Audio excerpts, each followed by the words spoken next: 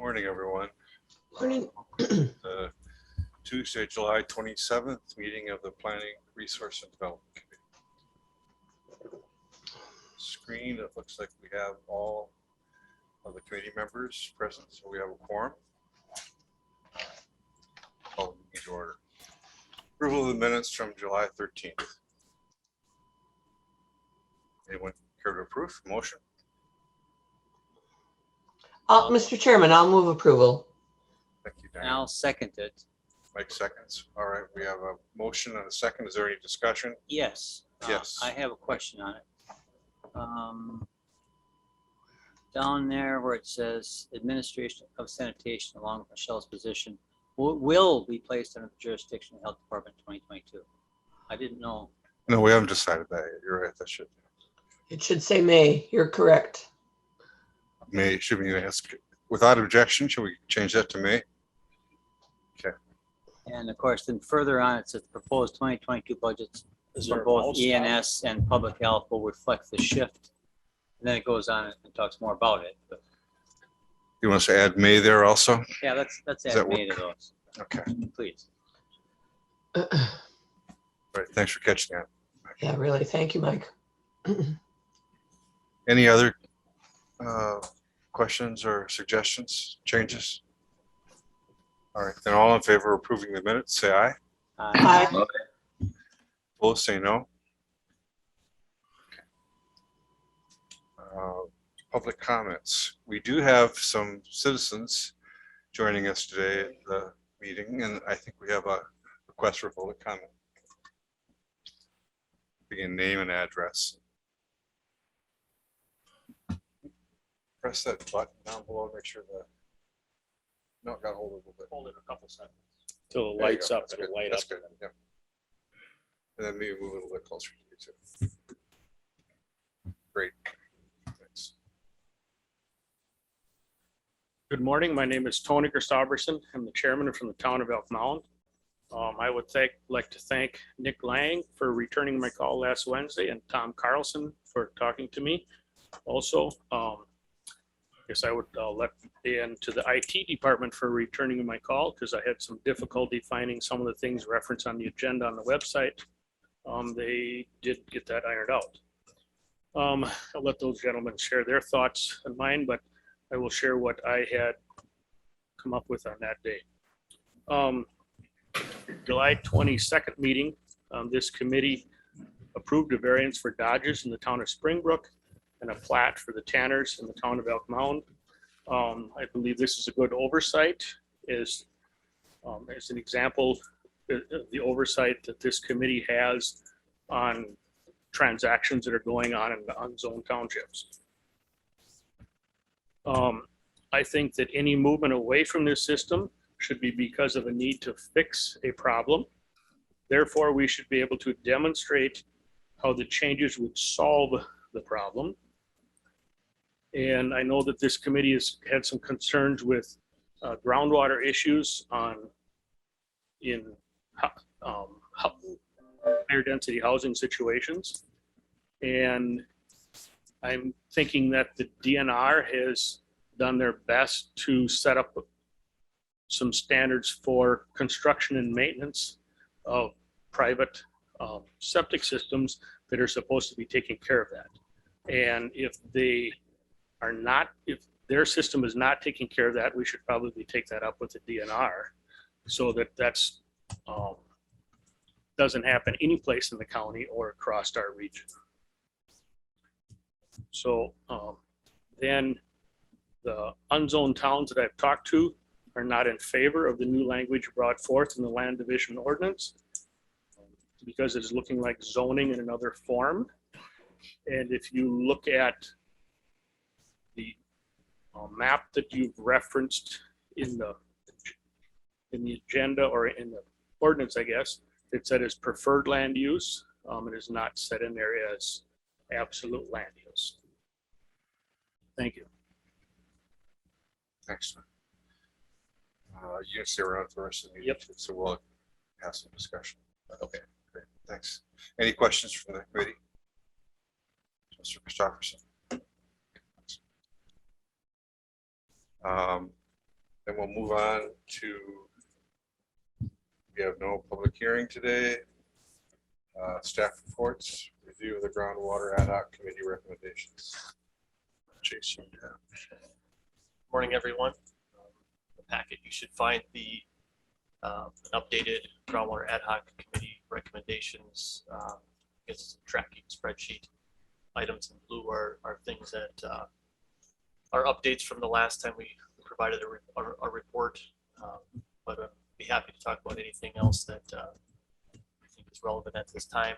Just a couple highlights. I was able to, at their request, provide a presentation to the HEAT group on our Land and Water Conservation Division programs and also our goals for the future.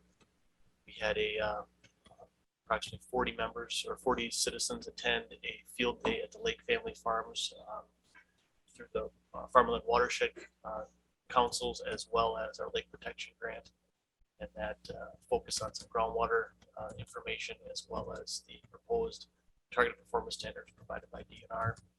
Some discussions on that.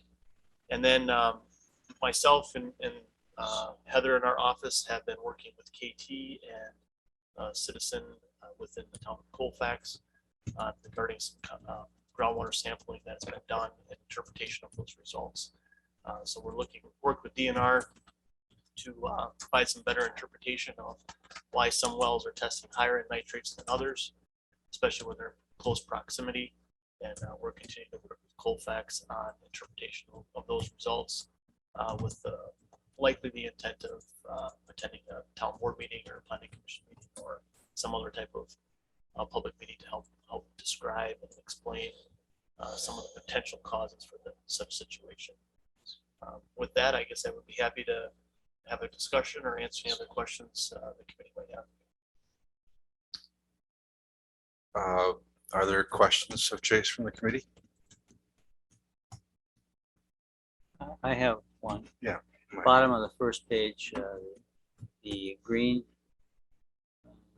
I'm just wondering, it says 2/18/21, meeting to discuss data available to public. I know there's a concern about what we can give them. Is there any progress on that? Yeah, it's a slow process as I get on board and try to understand what responsibilities our staff are responsible for, and working with our land information group to establish this and get it public facing. It's very close to being put to the public. I think we just will need to iron out a few more things, and those things are providing content with the data.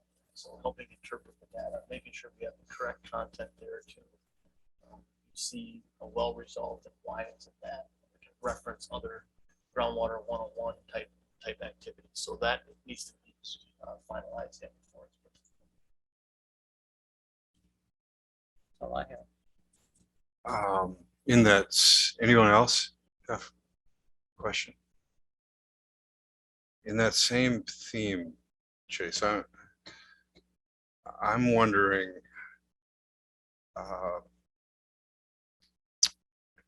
if this seems to be getting to be a higher priority all the time, especially to citizens. And it feels like we keep saying pretty much the same thing. We're almost there, we're almost there, we're almost there. Can we get some kind of are you able at this point in time to say, this is a plan for how we're going to complete this and the timeline for getting it done, like by our next meeting, or is that too much to ask? Sure, I think we can. Yeah, I think that there's a lot of irons in the fire right now, and it's been a priority that I've discussed with Heather within our office. We're hoping to actually meet with KT this afternoon to talk about a few more things to make sure we're on the same page. So when citizens call, whether it's the public health office or our office, making sure we know how we are agreeing to respond to those. Right. So I would say that we should have something for sure. The plan will be for the next meeting. That'd be great.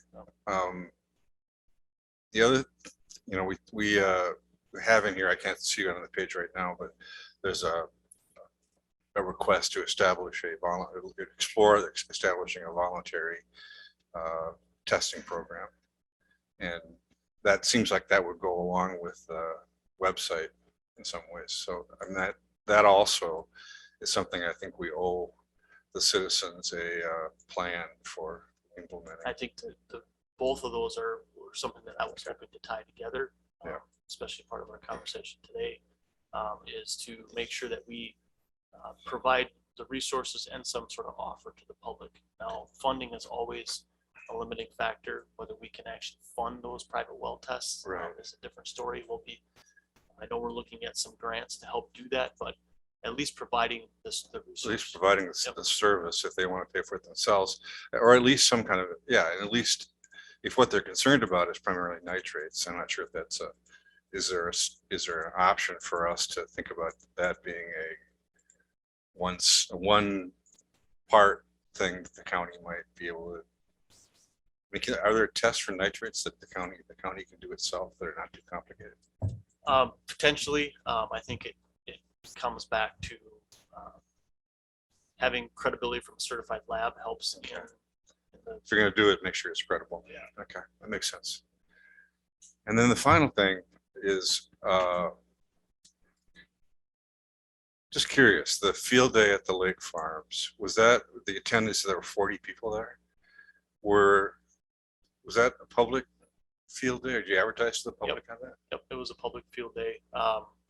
It went out through mainly through the Farm and Live Watershed Councils, was the primary distribution through that. So, Were there non-farmers? Yep. Because it seems like maybe members of this committee might have wanted to go to that, but we could have been. Okay. You know, I know we knew a long time ago it was going to happen, but an actual formal it might invite be or something. as long as we're inviting everyone. Yep. Then it seems like the committee should make a special point. Anybody else have any?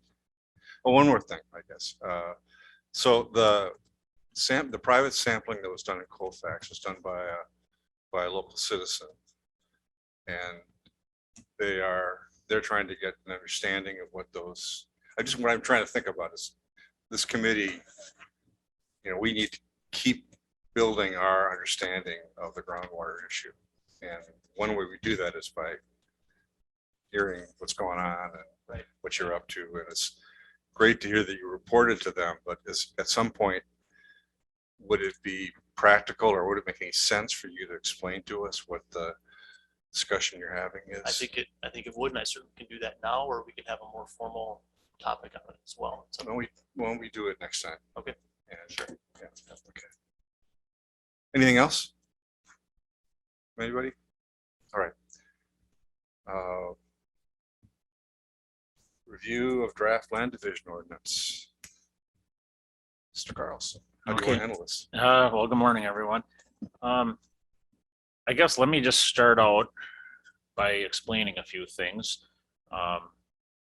Nick and I, Corp Counsel, have met on 2 different occasions since our last meeting, trying to come up with some verbiage at the direction of this committee with regard to the variance section that we're proposing for the density regulation 16.075. And as we started working through the language, we stumbled with a few things.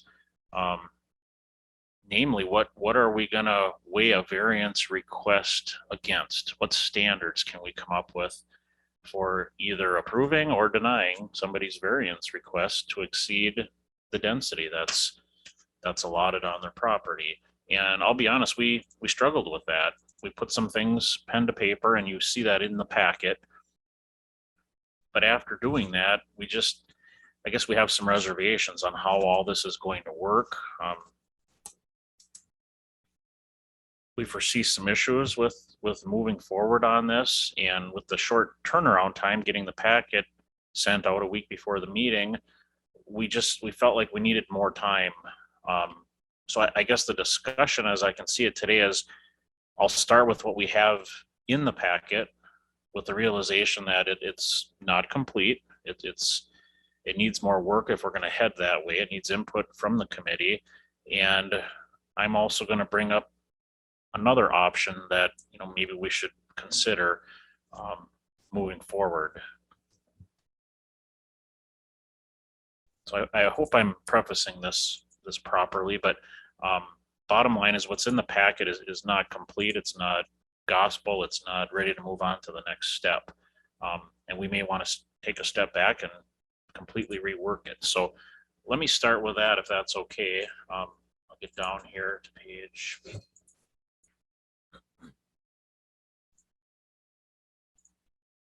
Let's actually, just bear with me here.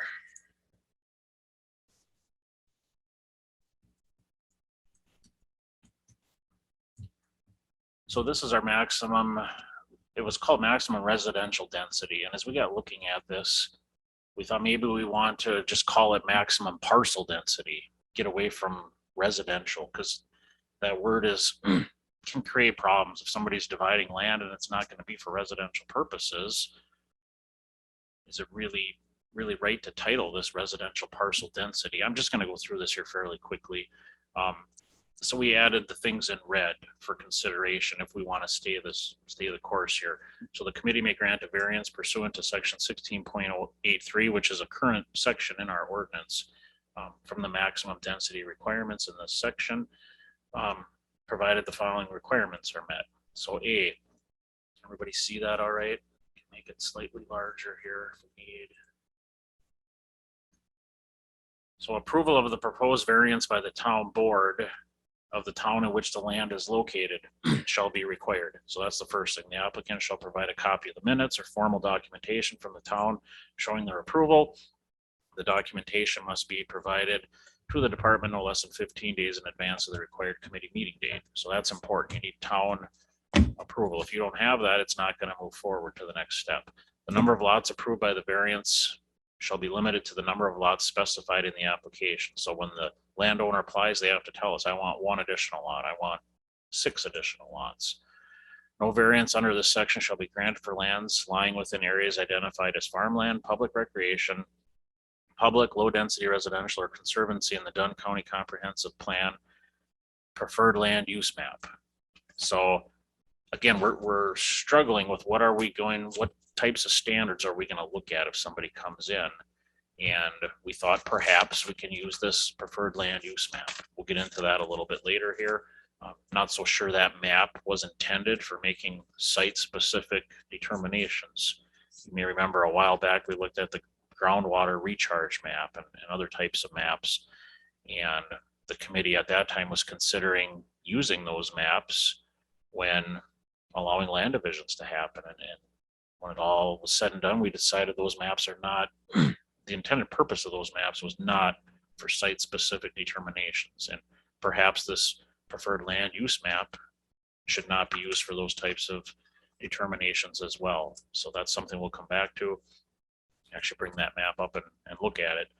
No variance under this section shall be granted for lands lying within areas identified as, oh, I just covered that. Granting of a variance under this subsection does not constitute or guarantee approval of a plat or CSM for which the variance was granted. So just because we grant the variance doesn't mean the plat is automatically approved.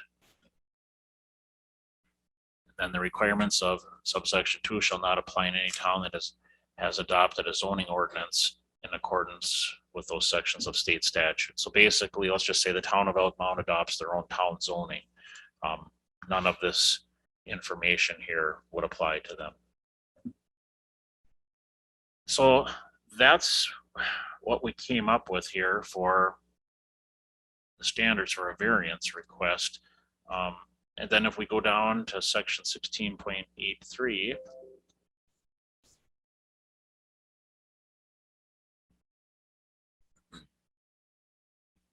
which is the actual variance section.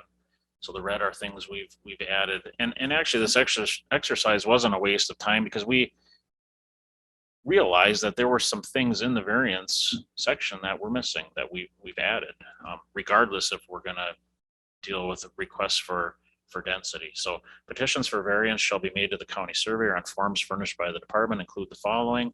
So they need an application form, payment of a fee. So, and then the narrative explaining the variance sought and the justification for that variance. So those are things we want to keep in here regardless that, you know, we found we're missing.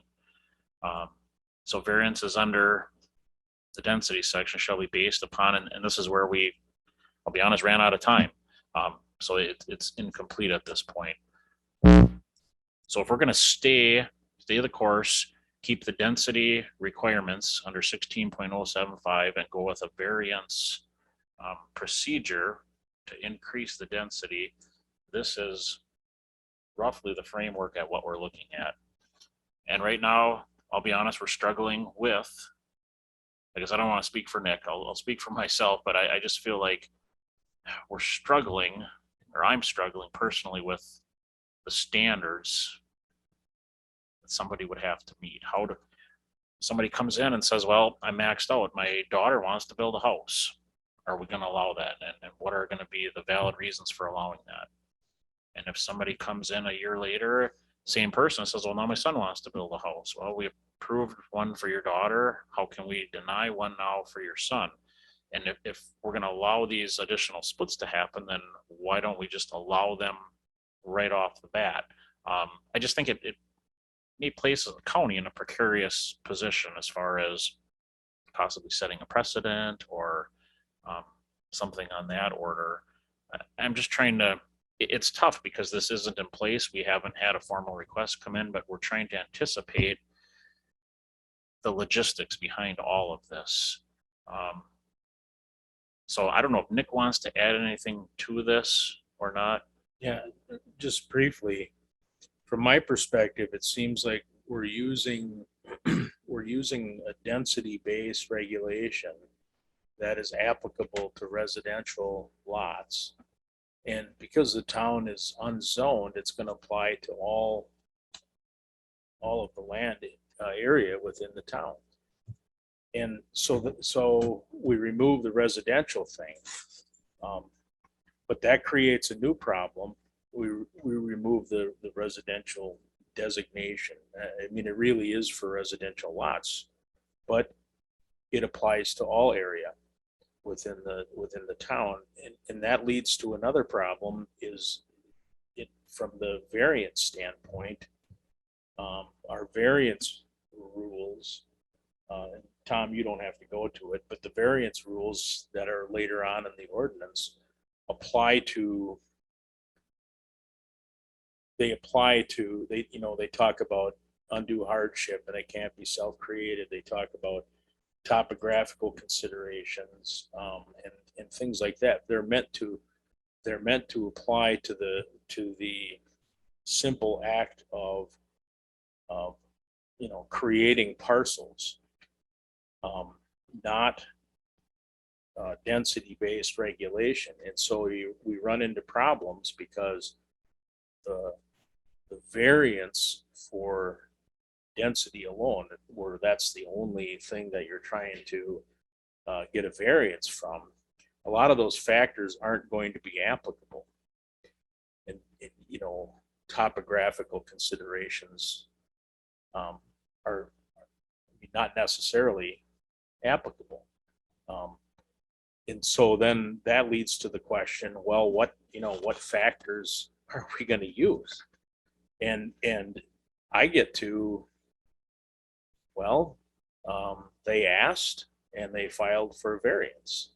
And so then, if the town board approves, it seems like it may be an extra, some extra work that ends up being the same result as if we were still using the, four splits in 5 years by CSM, or if you wish to make more in 5 years or more, a higher number of lots, then you have to use a plat. And as the board chair noted in one of our previous meetings, the plat process carries with it some mechanisms for assuring that land is developed responsibly. There's soil borings, there's requirements for the roads, access roads, so we don't want fire trucks to be stuck making Y turns that last for 8.5, 10, 15 minutes while they're trying to turn around and get out. We want ambulances to get in. We want wetlands to be protected and not filled with concrete. Also, the plat process has all that in it. And it just seems to me that we're the density regulation requires a lot of extra effort. The standards aren't there. It's hard to grasp substantive standards upon which to base it, because it's a completely different thing from, I have a lot that is, it's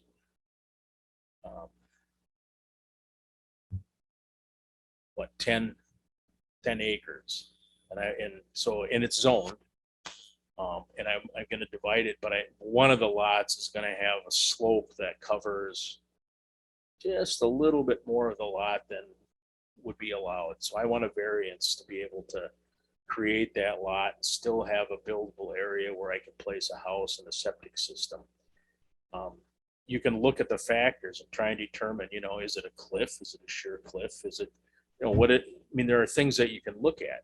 Here, it's just, we pick on I don't know if it's picking on, but we use the village or the town of Elk Mound as an example. What if just outside the village of Elk Mound, someone wants to put up a small industrial park? We're going to have a muffler shop, a brake shop, a transmission shop, and a welding shop. We're using rules that within our zoning ordinance, we apply them to residential lots, but we're using them to apply to these lots. And then we're asking them to apply for a variance. And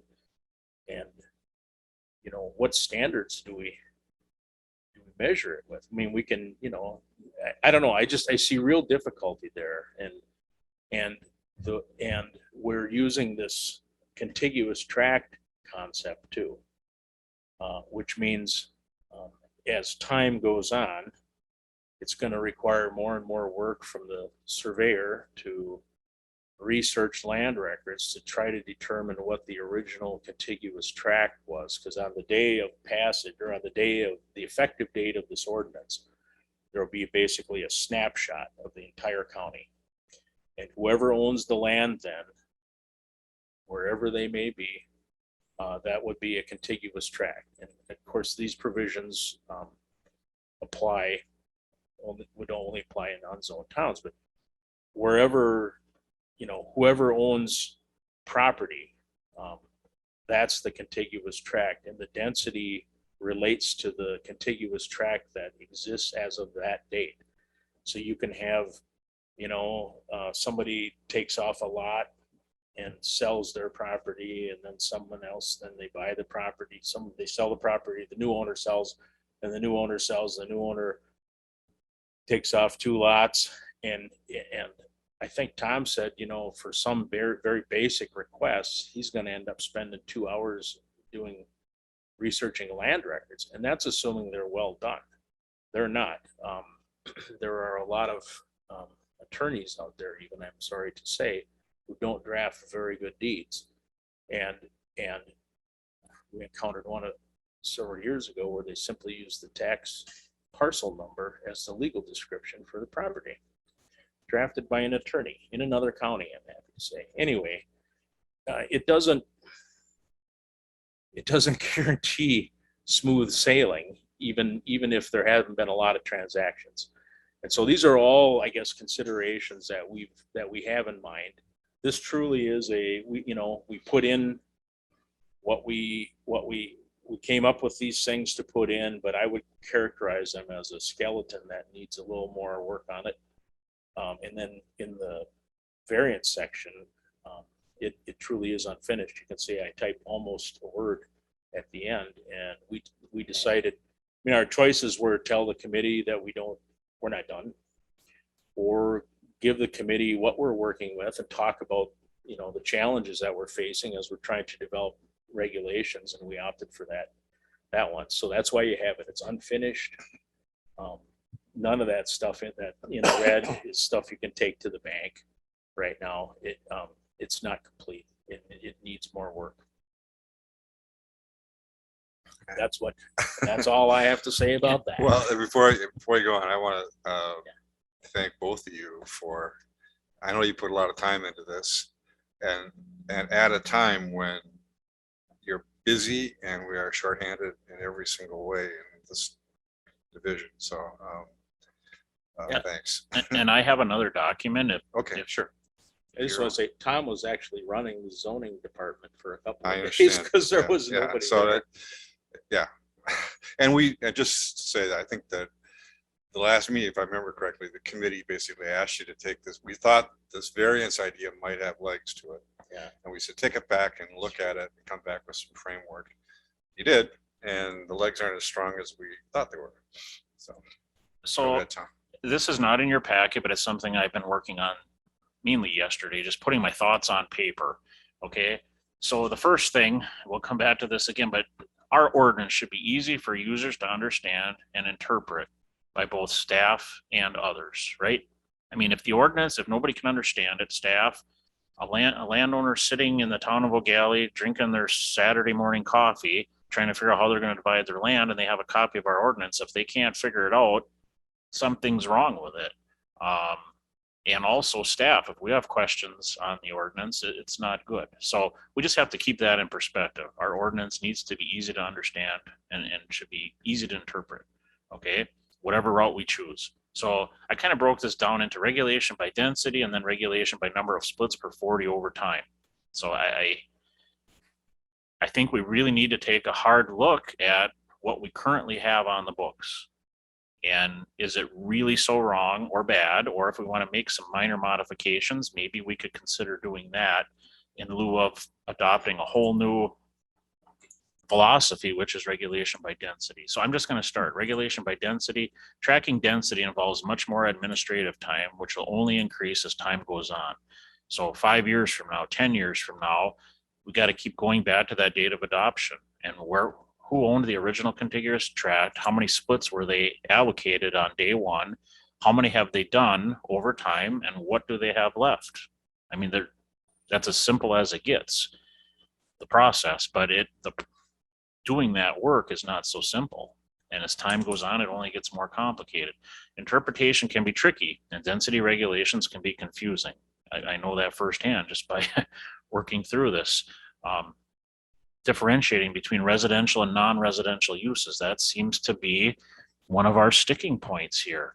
Greater probability that violations will occur. New buyers will later find out that they can't build on the property. So, they go to a realtor, they buy 40 acres thinking, well, I got plenty of room here to breathe. I'm going to build a retirement home. My kids can each have their little piece of heaven, and we're going to end up with 4 or 5 houses here. Well, they come in to try and get a building permit and find out that, well, this came out of a larger tract and it wasn't disclosed properly for whatever reason. Maybe it was an honest mistake by the realtor, and now they own 40 acres that they can grow corn on, but can't build a house. Is that serving the public? It's just something we need to consider. It's going to happen. And I think there's a greater probability that'll happen under a density regulation versus number of splits per 40 over time. For what reasons would a variance request be denied? We've touched on that already this morning. This is the rhetorical question. Our preferred land use maps in the comp plan suitable for making site-specific determinations. So I have that map here. This is our preferred land use map in our 2010 to 2030 comp plan. So, and Mr. Christopherson alluded to this. This is a preferred land use map. Is it really an absolute land use map? I don't know. I can't answer that question. If we zoom into we're going to just pick on the town of Rock Creek today, so if we look at Rock Creek and we look at the legend here, I see a bunch of yellow in there. That's low density residential. Let me just zoom out a little bit so we can get the legend and the map in there. So you can see there's a lot of different colors in Rock Creek. We have residential ag, we have some public recreation, low density residential, which kind of caught my eye. I just didn't realize we had that out there. They're doing what we're proposing to do here, low density residential. But does that mean if I zoom into one of these squares and it's yellow, that I can't farm it or do something else with it? Is this map gospel, or is it just more of a guiding principle, a general philosophy? All of these colors are going to be tied with specific, details, greater or lesser, depending on the scrivener from the town that developed the plan. You know, the definition of what low density residential is might be different from town to town, as each town's plan it may have greater or lesser detail, and you know, would that detail, you know, we have to incorporate that by reference into our decisions. And So, you know, that's the question. Should we be using this plan as a basis for making site-specific determinations? Get back to my list here.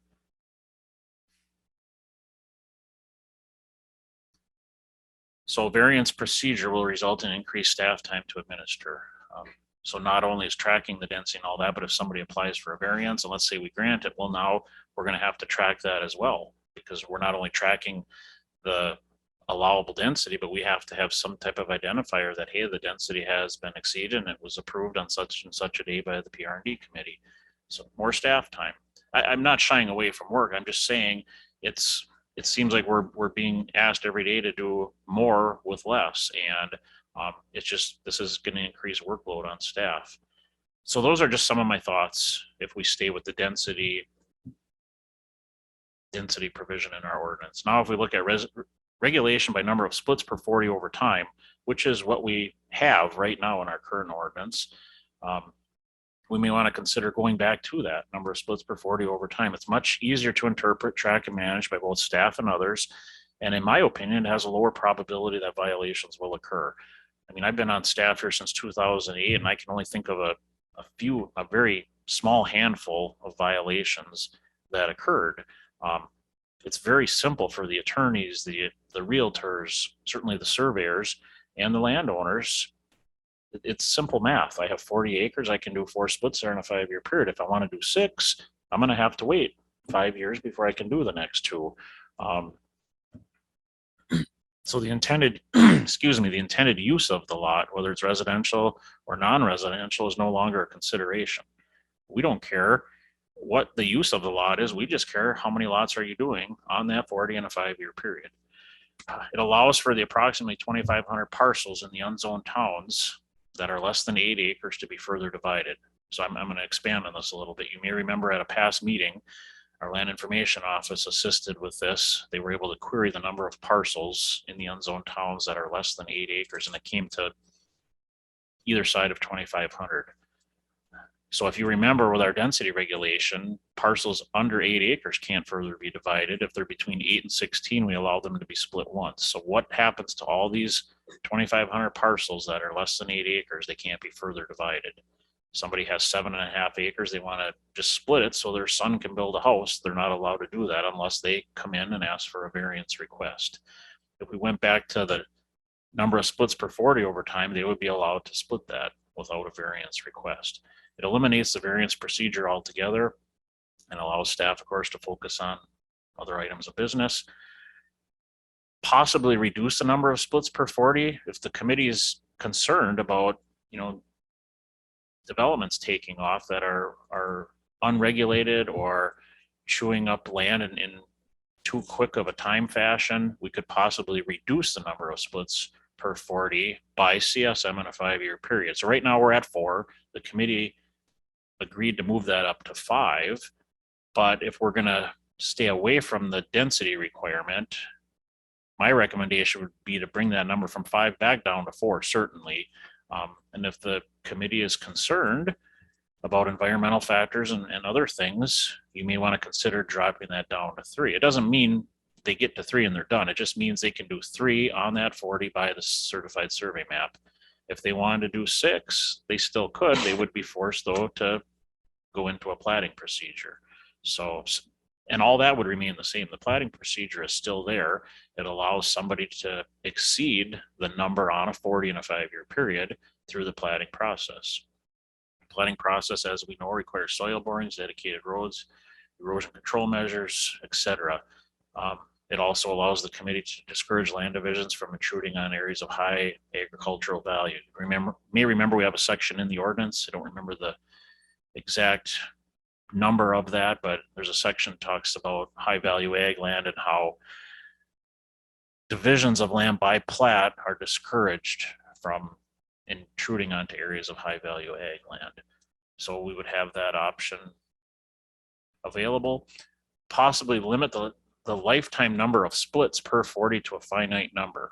So just so we're not confused on this, and these are talking points. This doesn't mean I'm promoting this or think it's a great idea, but it's something I think the committee may want to consider. So just so we're not confused, it would be, I'll just throw the number out, 4 splits per 40 in a 5-year period, but maybe we want to set a finite number that no 40 shall ever exceed X number of lots, okay? So if we look at Timber Valley, the southerly, I just use this for comparison because everybody's familiar with this plat. So this is Timber Valley parcel mapped. It's on 2 40s, the northern 40 and the southerly 40. The northern 40 had a lot of wetlands on. The lots were quite large up in here, just because of that. But if we look at the southerly 40, almost without exception, all of these lots down here are the bare 1 acre minimum. So by the time you put the roads in, that leaves you, my calculation, there's roughly 33 lots on that 40, okay? That all meet the 1 acre minimum lot size and have several streets running through. So it gives you some idea. If somebody's trying to maximize their number of lots while maintaining the 1 acre minimum required by our ordinance on a 40, by the time they put some roads in, they're gonna get somewhere in the neighborhood of 30 lots on that 40. So perhaps the committee wants to, if we're concerned about high density developments, we may want to say, okay, you can do 4 lots per 40 by CSM in a 5-year period. You can exceed that number by going through the platting process, but you shall never exceed 20 lots per 40 for the life, 20 lots per 40 shall not be exceeded, 25, 30, whatever number we feel is adequate. I would say if we went with, so if you take 20 lots on that 40 and just divide it out, eliminating the roads just for the sake of argument, those are going to be 2 acre lots. So now by the time you take some road area out of there, you're probably looking at 2.5 acre lots. Well, if you did 20 lots on 40 acres, they'd each be 2, right? And then by the time you're going to take some roads out, actually, you're right, they'd be less than that. Yep, it'd be the other way, be maybe 1.5 acres. So just some things to think about there. Do we want to limit the number of total lots on a 40? I mean, the most they would get would be 40, right? If we're looking at 40 acres with no roads, but you'd never be able to serve all those lots. So just something to think about. And I put this in red. And to me, this is the perpetual struggle. There's this delicate balancing act between packing too many residences into one area, potentially ruining our groundwater, versus increasing the minimum lot area to a point where people cannot maintain their property and land is not being used wisely. We only have so much land. And if we're going to limit the number of lots on a 40 where everybody's got a 5 acre lot, I mean, a lot of people can't mow that much grass. And is it wise to put a house on 5 acres when we don't have any more land? We're not making any more, but yet we don't want 50 houses packed so close together that we're polluting our groundwater. I can't answer this question. I don't know where that perfect number is. And honestly, I don't think there is a perfect number. Every site is different. And that is the challenge. It's really challenging to try and please everybody, because in order to please the developers, you're going to make the conservative or conservation minded people upset and vice versa. And it's really a challenge. It really is. I'm just going to continue here. Of the 6 unzoned townships, Elk Mound and Springbrook are the most likely to see major land developments. These are my personal opinions. Some may disagree with me. The 4 corners of the county have historically lagged behind. So Sand Creek, New Haven, O'Galley, and Rock Creek. Parcel creation density for the remaining 16 townships, so 73% of our county is regulated through the zoning ordinance. So really we're beating our heads, I feel, against this concrete wall for 27% of the county. And of that 27%, in my mind, two of the townships are the ones that are really, this impacts the most. These regulations, again, my opinion, I don't think are really going to affect New Haven that much. We just don't see a lot of development up there. But in Elk Mound, particularly in Springbrook, we do.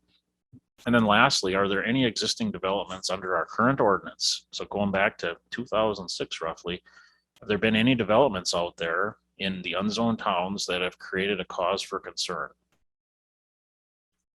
And I guess what I'm getting at is the number of splits per 40 in a 5-year period, has that created any really bad situations out there that we regret have happened?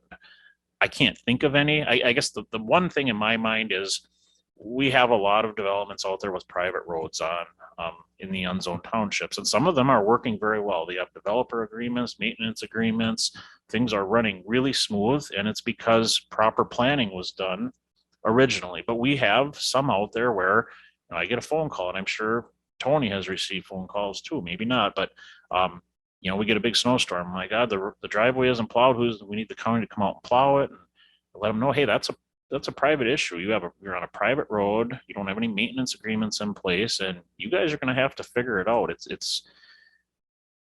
I know it's harsh to say that, but it's not our problem. The county didn't create this, but yet we allowed it to happen because we don't have any standards. Our new ordinance is going to deal with that. Anytime you access so many lots, I believe it's over 2, you can have up to 2 lots on a private road. Anything more than that, we're going to need to see a developer's agreement or maintenance agreements put in place.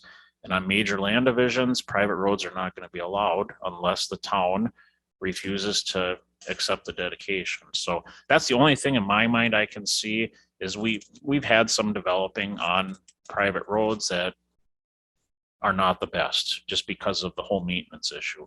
But as far as, some might think Timber Valley was a bad development. The fact is it met all the county standards. It made it through the rezone process, and it's existing. They're building houses out there. And at the end of the day, the developer complied with all the county standards. So I hope these talking points maybe can further our discussion today. Right now, my thought is we should really take a hard look at staying with the number of splits per 40 over time. To me, it has so many more advantages, and perhaps we can tweak it slightly, make some minor modifications to it. And I have some suggestions here for consideration. So I'm going to turn it back over to you, Tom. Okay. I feel bad for having put you guys through all of this. I mean, but it was really helpful to have you think through the whole thing and look at some examples and sort of see where the squeaky spots are. Anybody from the committee have any questions or comments? I'm curious when you talk about using splits versus density. Are you talking about the whole ordinance? No. Well, No, just for unzoned? Correct. Okay, I didn't get that for sure. Well, to answer your question, the number of splits per 40 applies countywide. So right now, if you're in a zone, you're in the town of Red Cedar and you're in a general ag zoning district, the density ratio applies to you. So if you come in my office this afternoon and say, I have 40 acres, what can I do? I'm going to tell you, you can do 5 splits on that 40 for the lifetime, unless you rezone it to a residential district, but you're only allowed 3 or 4 right now in the next 5 years. Right, but that's zoning. Zoning Well, is the density. Are you talking about the current land division ordinance? The one that or we're the one enforcing we're working today, on? Yeah. the one Yeah, that's on the books from Right, 06. See, just I want to make sure I don't get confused between zoning, which is the density Right. component, and our ordinance here that we're looking at. Yeah, The the ordinance here that we're looking at, you looked at including density within this ordinance For the unzoned for the towns. unzoned townships. And we don't care about the zone because that's taken care of. And you looked at it and you're saying, well, this is what you're talking about here. It's difficult. Okay, I just kind of want to, they're so close. I don't want to equate zoning with this ordinance. Because, okay, I got confused on that. And see, we've been through it a long time, so I can see why other people would. They are different concepts, Yep. but we're utilizing the zone towns. There are regulations regarding density that we have borrowed in order to try to keep some control over divisions in unzoned towns. So the zoning regulations would continue to exist. We thought there was great value in adding kind of a cross-reference to it for zone, lands lying within zone towns. There's also this other regulation that you have to follow.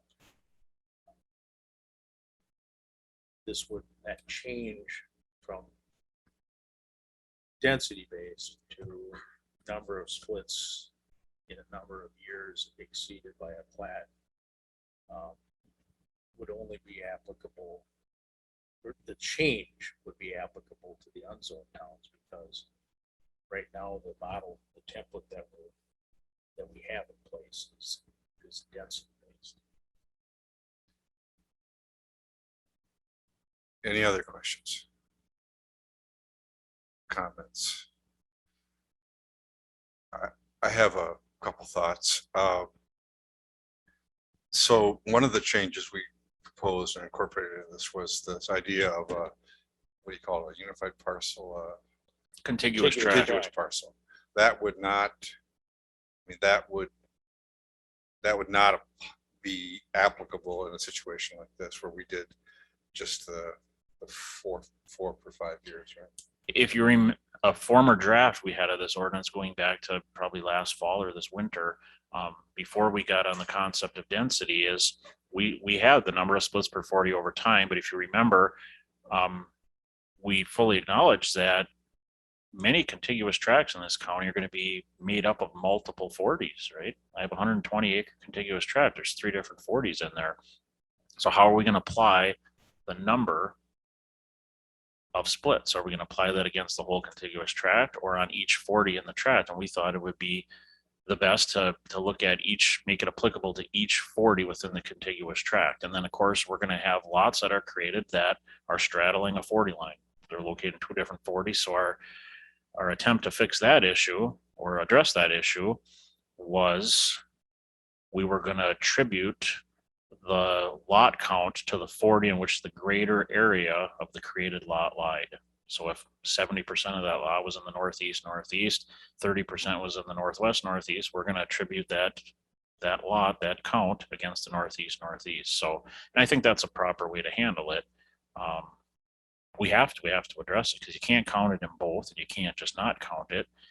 We don't want to double count it. So I would say if we're going to stay this route, we need to put that verbiage back in here that 4 splits per 40 in each 40 within the contiguous tract would be allowed in a 5-year period. And that, because the contiguous tract proposal has had the advantage of allowing a landowner to concentrate their development on an area that maybe was more adaptable to it, Better suited. and saving some prime farmland and just making a better financial and environmental package. And aggregate. Right. Aggregate And they parcels still math. can do this even today with what's in green here and with our current ordinance on the books right now that we're enforcing today. If some landowner comes in, has 80 acres and says, Tom, I got this perfect spot on the southerly 40. It's set up. I want to do 17 lots there. I tell them, well, you can do it by certified survey map, but you got to chip away every 5 years. You can do 4 lots. Or if you really want to do that, get it done this year, have your surveyor submit a plat. We can do a plat on that, and they can do all 17 lots right now on that 40 and leave the rest of the land alone if they so choose. So yeah, that's. But not everybody has the financial means to do it. Right. Plats are expensive, Or especially if know, you start. or know exactly what they want. Yeah. We're not going to want 15 years from now. And it's conceivable that somebody is going to come in when you tell them that and they get some estimates that, oh my God, the engineering and surveying, it's more than I got to sell half my lots just to pay for all the infrastructure. I'm going to do the certified survey map route and then if they want to maximize the number of lots, they're going to be forced to do 4 on the 140, 4 on the other. That's the downside. So I'm really confused. Are you gonna follow up on that? Yeah, go ahead. I don't get it. You said, yeah, you could use the 80-acre total. And then you said, no, you can't. At least that's the way I understood it. It's 80 acres, you could put 8 on with certified surveyors. 4 and 4. Correct. You can't take the 4 up here and move it down here, so you got 8 under this point, under what we've got right now. Well, right. Under what we've got right. No Current new zoning, details, but current it's zoning. just in general. I got a 40 and a 40, they're contiguous, I own them both. I can put 4 on here and 4 on here. through the CSM Through procedure, the CSM procedure You right can- now. right? Or you can exceed that number right But I don't now. wanna know that right now. Okay, Okay, I'm just doing the CSM. okay, So as of right now, I can't take these 4 up here in the North 40 and move them down here and do 4 here and 4 here with CSM. correct, I can't. right? And that's what you're asking about flexibility with the Right. contiguous. That's why we wanted the contiguous. Right, that's what we wanted.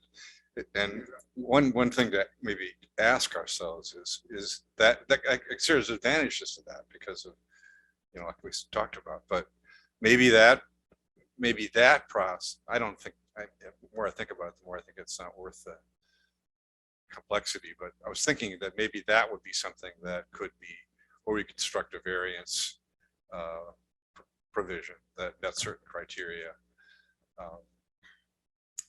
But the problem, we would still have this problem of having to somehow delineate those parcels as having lost their density in some way that was easily recorded, and maybe it's a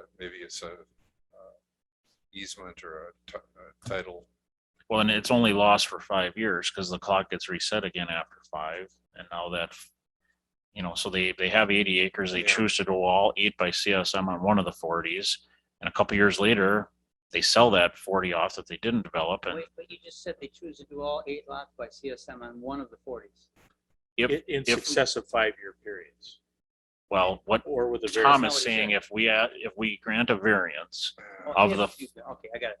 if we would grant a variance and allow them to transfer the 4 on the 1 to a sketch would really be helpful here, but, right. Then they end up selling that 40 that they didn't develop. Then the new buyer comes in 3 years later and says, I want to do 4 lots. We have to be able to track that and say, well, normally you would have, but the committee granted a variance and they went to the other 40. You're going to have to wait until the 5 years expires because every 5 years the clock resets. And that's how we end up with 15, 20, 25 lots on a 40 over time by CSM.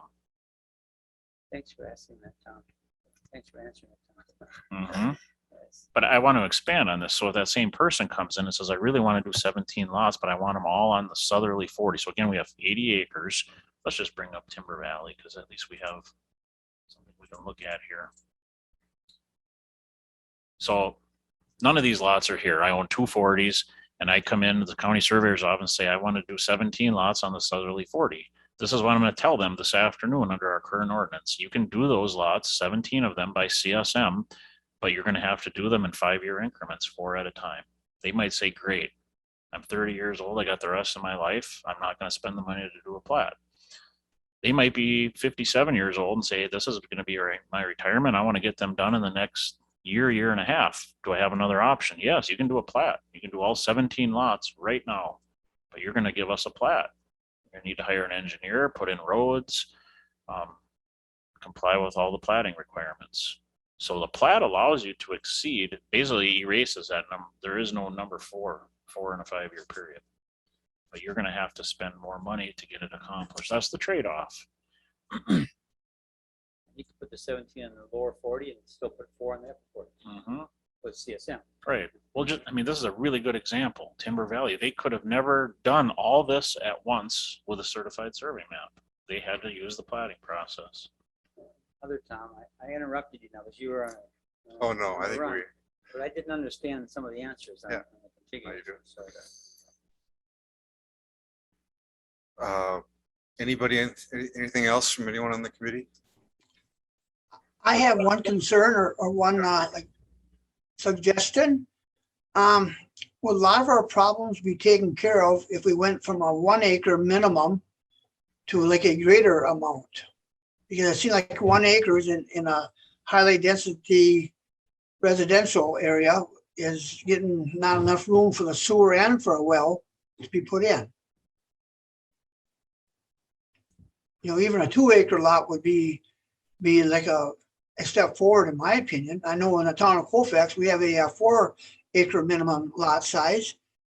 And from what I've seen on the Dunn County Comprehensive Future Plans, the town of Colfax has one of the greatest percentage of new housing developments coming in the next 10 years. So I think that 1 acre, if that would be been changed as a minimum, would alleviate like a lot of the problems. Any thoughts? One thing I'll just mention is, our zoning office was consulted as this ordinance was being developed, and you may remember we have a 30,000 contiguous buildable area requirement for each lot, and that number was arrived upon with the assistance of our zoning office. They felt that, the home could certainly be built in there with the well and the septic and room for a replacement. So 30,000 square feet, I can't do the math right now, but that's probably about 70.7 of an acre roughly. There's 43,560 square feet in an acre. So 30,000 contiguous square feet is what county staff here have felt is adequate. I'm not saying that's the bare minimum. Obviously more is better, but we feel comfortable that on 30,000 contiguous square feet, the home, the well, and the septic and its replacement could all fit within there and meet code. So just throwing that out for some perspective. I'm not necessarily disagreeing with you, Mr. Bjork, but again, it's that challenge. What is the perfect lot size? We only have so much land, and I hear complaints from people periodically that, hey, my yard is too big. Somebody was just here not too long ago. I believe it's Hay River has a 5 acre minimum lot size, and some people really like it and some people really dislike it. It's a lot of land to maintain. So just keeping that all in perspective. And I think it merits some discussion that the size of the lots isn't, that's an issue that's kind of separate from the difficulty of the density-based regulation. And so, I think they're different issues. It's certainly worth discussing both, but one is not necessarily tied to the other. And usability, that's a good point, because if you look at some of the lots on Timber Valley, they're much larger than an acre, but they only have roughly a half acre or so of net usable land because they're encumbered by wetlands. So it's really a relative term. I can have a 10 acre lot that I'm creating, but maybe only an acre and a half of that is actually usable, and the rest has severe topography or limiting factors to the point where, it's basically not usable. So I guess we have to be careful when we start looking at minimum lot size without further clarifying, what that needs to entail. And I think if anything, then we would need to increase our contiguous buildable area, go from 30,000 contiguous square feet to something larger. Because somebody could comply with a 5 acre minimum lot size, but not have enough suitable land there for the intended purpose.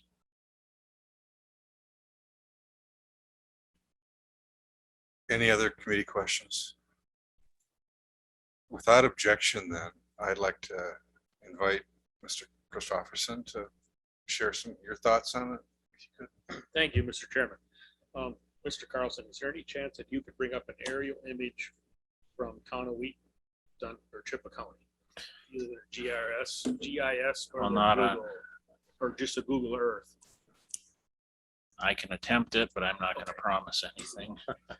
So if it was Dunn County, then we'd be all. Well, Is there you any can- place in Dunn County that, so I can bring up our county GIS website? we'll bring up the county GIS, see if it's a half mile off, and I don't know if your mapping will go that far. I just wanted, it's an interesting spot. Just this week, I issued a driveway permit to a new lot buyer, new to this area, and happened to be discussing the fact that they most likely will have a 235 telephone number, and most likely will find that they will not have good internet. And I would think at this point, Paige, you would be checking that out, okay? And you were talking, and they weren't aware of that until hopefully get some grants and some of this fiber optic comes in. But you were talking about people buying lots and not knowing whether they could, you know, a parcel of property, whether they're gonna be able to split that as we get down the road. Well, I would, at this day and age, you would think that everybody had been working from home the last year, you would be checking to make sure that a lot that you bought would have good internet. And they hadn't checked that out. I have Elk Mound up here. If you can direct me to, Okay, I have the village up in the screen here, but I don't know if let's you see, have go up to section 13 and go off to the right side is where I was hoping. Nope, it won't give us the image over there.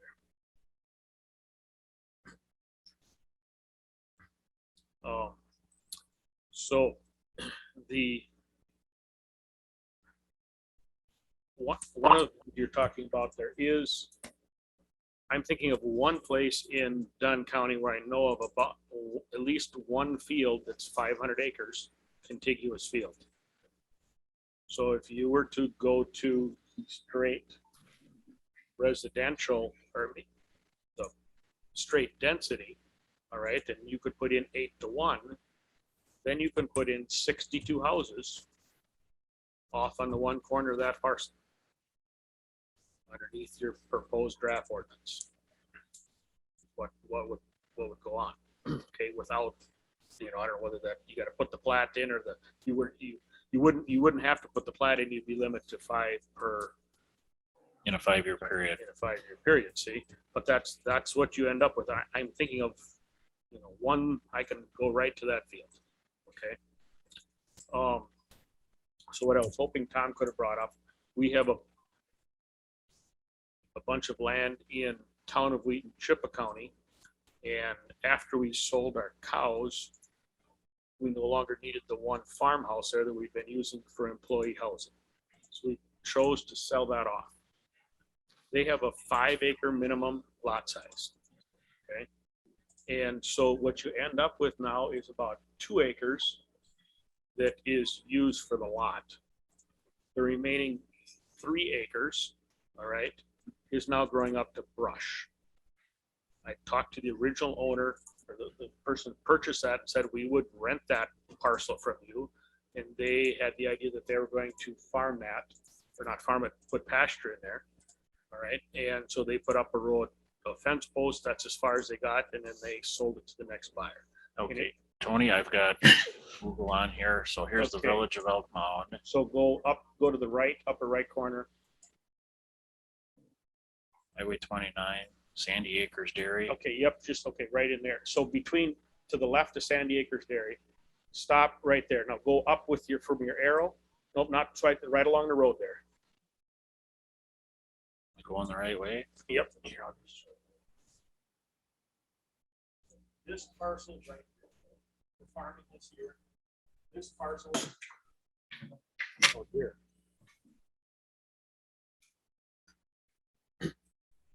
I don't know if you can blow that up any bigger. Yep, down from your arrow there. So that you can see in the where it says 50th Avenue. Okay, right above that whole strip across there is, yeah, to the left of there. The tan area is farmable ground. Down below, this would have been a fall photo. See? That's all being wasted.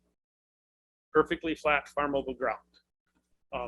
Unlike the field up in the center, that big chunk in there, I got 40 acres. It's a 90-foot rise to the center of them 40 acres. Okay. You leave when we pump manure over the top, you leave a 6-inch hose over there, and you got 30 pounds of pressure at the bottom. So much hydraulic pressure coming off there, but that's perfectly flat, and that's all wasted because of the minimum lot size.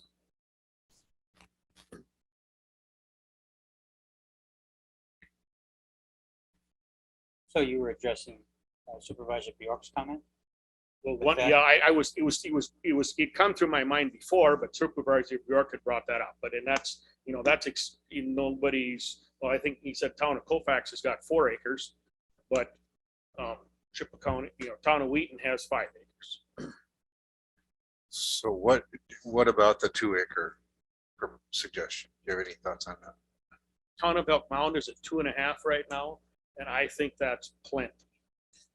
Okay, that's, that, I think they kind of tried to compromise, but as you go forward, if we're gonna limit the growth, I don't know, if the 1.25 acres or 1.5 acres, I don't know where the county is saying, Dunn County is saying you only need 3/4 of an acre in order to put in the house, the well, the septic, and still replace the septic ones. So that's, I guess if I was involved in looking for the town of Elk Mound, I would be looking at a number smaller than 2.5 acres going forward. It sounded like the town of Springbrook has 1 acre for a single residential lot. But if you're gonna put in a duplex, then they're going to 1.5 acres. So they're saying that then because obviously we got more septic demand, so we have more land for more septic.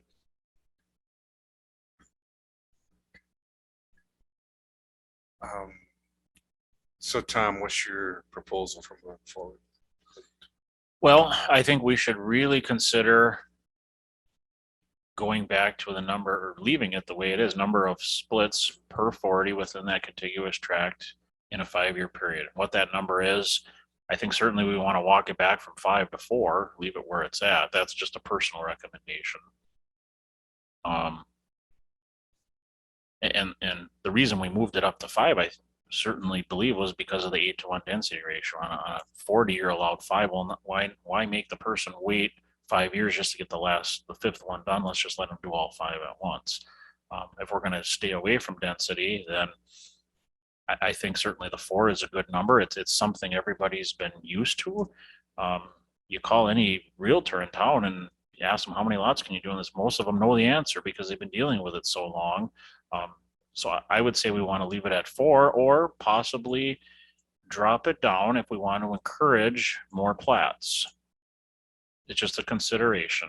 They're still going to be able to do as many lots as they want and maintain a minimum lot size. They just may have to use the platting procedure or wait longer. So that's what I would recommend we do, is use a number of splits per 40 over time. I just think it has more advantages, creates less confusion, and certainly, is going to go a long ways to accomplishing our goals. At the end of the day, people aren't going to be happy. People are, there's going to be proponents for density. There's going to be proponents for number of splits per 40 over time. But I just think, I guess maybe I'm being selfish, but from my perspective and staff time and dealing with all the nuances of administering this ordinance, the number of splits per 40 over time is much easier to deal with, much easier.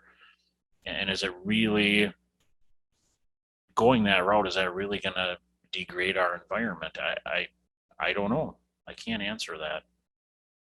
But at the end of the day, we have to come up with something. What you just described is exactly what we have right now, isn't it? Mm-hmm. No change. Okay. We were concerned with that whole list of things in the front of our ordinance and ad hoc committee water study. We were trying to come up with ways to stop the growth of pollution in our groundwater, especially. But it hasn't worked so far as groundwater pollution, it seems like. But wouldn't beat that. Combine it with something else. 3 splits might make a change. Could you combine it with? Well, that's why possibly setting a finite number on the 40. In no way would we allow, X number of 40 to exceed X number of lots. So at least we would have that if somebody comes in and says, well, I'm proposing 34 lots on this 40 and here's how I'm going to do it. I've got my roads designed.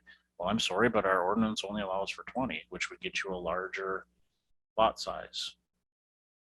And I just throw 20 out there, but you know, I could do some more calculation on that, you know, assuming 2 roads running in a horseshoe road. And if we did, you know, I guess if we came up with, maybe the better way to look at it is what is our minimum lot size we would like to see for large scale developments? Well, like you said, lot size is kind of different than what we're talking about. I know. Kind of like to keep that off to the side just for now, I'm confused enough. Is there any way to have contiguous and give people the flexibility if you're just going to go CSM route, for example, to put all the lots? Oh, wait a second. Yeah, put them all on one of the 40s instead of both. And that would be what Tom brought up before, would be some type of a variance request. Yeah. It'd be kind of like a transfer. I don't want to say transfer of density because I don't want to use the word density, but we're going to transfer our splits to the other 40. But again, that's going to have to be tracked. And how much of that's going to happen, I don't know. But Is there a way to look at environmentally sensitive areas and discouraging building on that? well, right now they can't; those areas can't be included in the 30,000 contiguous 30,000 square foot contiguous buildable area. So I believe we're addressing that with that requirement. I guess my general point is what we have right now isn't working. We've got to put it groundwater and get moves, whether it's from farming or septics. This is an attempt to get it to stop the degradation. Any way we can do that, I'm fine.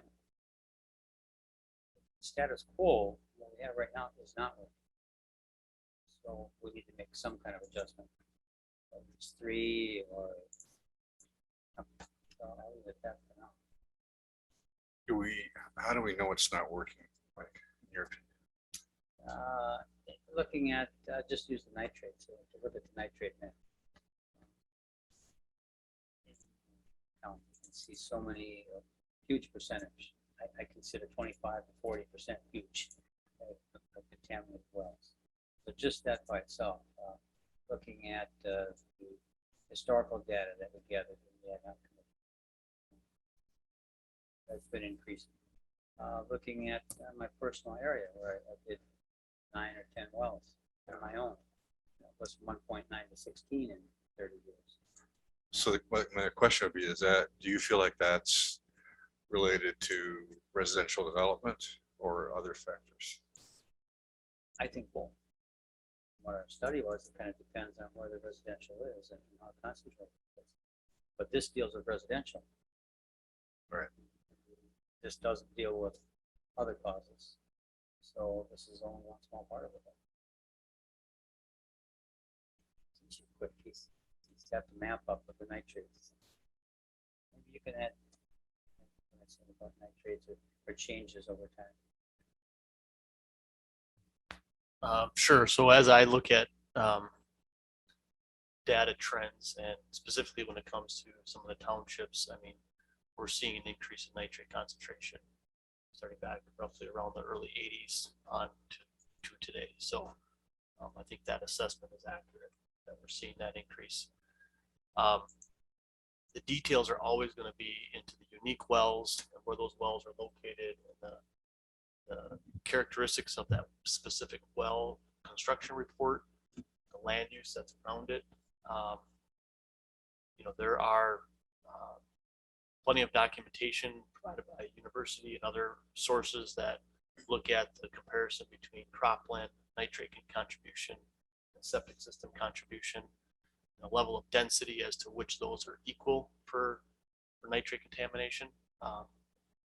Typically around a half acre is where I remember the data suggesting that lot sizes of a half acre, all on private well, all on private sewer,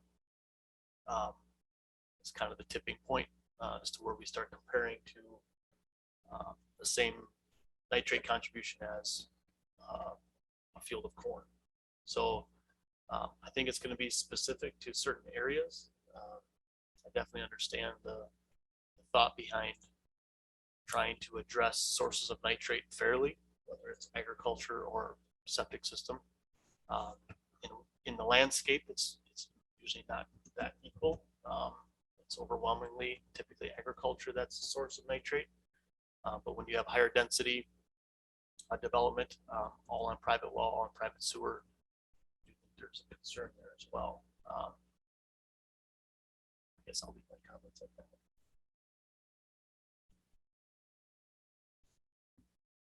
So,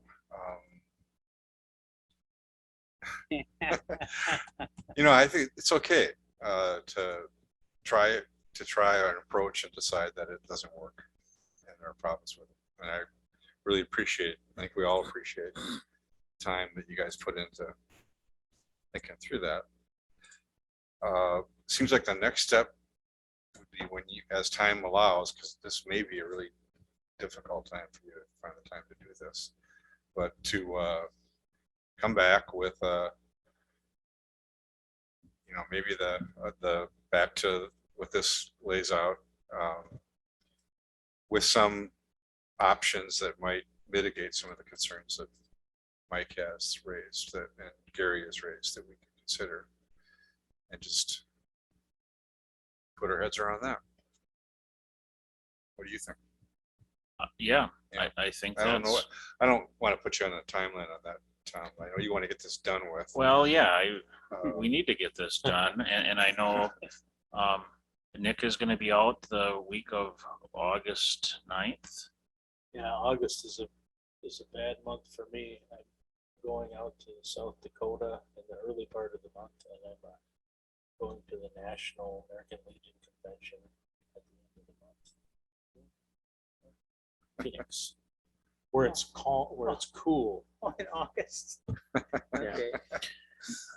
So just so Nick and I are clear, are we gonna remove the density provision from the ordinance?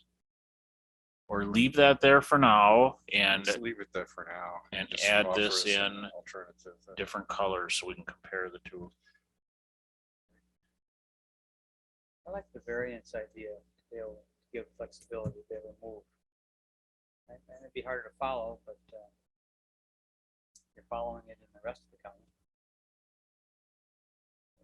Well, it'd be in the if you use the, let's say, 4 splits and 5-year template as the regulation of vision by certified survey map, a variance to move 4 from 140 to another 40 would be much easier to track, because it's the same, it's basically the same activity that you do if there were 4 new lots on a north 40 and 4 new lots on a south 40 that came up in the same year or in the same 5-year period. So the tracking of it wouldn't impose any additional burdens, and it's an interesting idea, because it would achieve it would allow or leave open the option of the desirability of having residential lots in a corner or on the south end near a road. It would leave larger tracts of agricultural land that might still be very usable open. So you would be forced with a choice of having farmland, using it for houses. I mean, there are a lot of good options that come from that. Something we can work on. That seems like it'd be the kind of variance that you could be easier to establish criteria for in some ways. Well, and given the really the focus is on math and time, and so the standards that we would use would be easier to mesh with. Generally, that would be the case. Yeah. And just so we're clear, we could potentially end up with a large scale development then on that 140 all by certified survey map. So we're not going to get soil borings. We're not going to get soil and erosion. I'm just thinking of the negatives, because we got to look at both sides of this. So that's where you may want to build in some environmental criteria. Right. Well, and once my- you hit a certain limit, then you need, then you need to go to plat in order to supplement lots. Or I guess I'll something. just go back to the plat. I mean, if you're gonna do all 8 lots there right now, you just do, there is a mechanism, you just do the Yeah. plat. So we have to be Yeah. careful what we're going to allow, because I have 120 acres and I get 12 splits. I'm gonna put them all down on the 140. So I'm gonna have to do several certified survey maps. I'm not gonna be required to submit soil borings that I would under a plat. I'm still gonna have to dedicate my road, because I'm serving more than 2 lot, more private road is not gonna be allowed, so I'm gonna have to build a road, dedicate it. And it just, I'm gonna respectfully disagree with you, Mr. Kinnear. You're Uh, you're an and- idea killer. And just, I think think you got the what you're trying to accomplish takes care of itself through the platting process. It's just my opinion. Because you could, if somebody owned enough land, they could do a major land development all by certified survey map through the variance procedure and say, well, geez, look at all the money. I don't have to hire an engineer. I don't have to have soil borings on all these lots. 440s would enable a 16 lot. And if we're gonna say, well, you can do the CSM, but now you're gonna need soil boring, well, why not just say you have to do the plat? It's already built in that procedure. I don't know, just my thought. Well, yeah, that's a good point. Even if you lowered it to 3, you still have that problem. That's one of the things we're trying to avoid. Wouldn't Yeah. have to have any rules for the road or anything else, other than size and so forth. We wouldn't have to. No, I get you. Thank you.